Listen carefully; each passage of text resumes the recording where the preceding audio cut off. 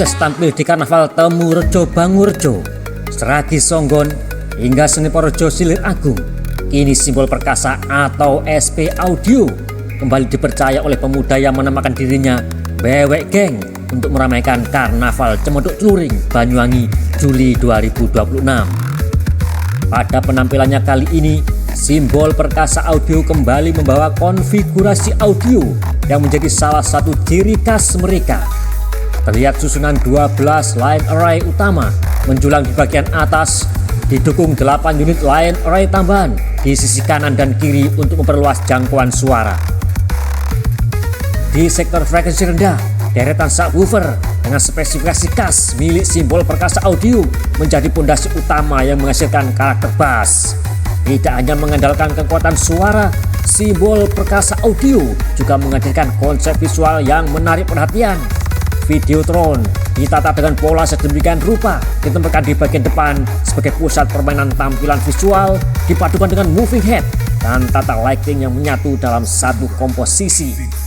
Perpaduan animasi Videotron, permainan cahaya, dan dominasi khas warna milik simbol perkasa audio membuat tampilannya tetap mudah dikenali saat berada di jalur karnaval. Pengalaman mengikuti beberapa karnaval di Banyuwangi membuat kehadiran simbol perkasa audio menjadi kembali salah satu peserta yang dinantikan.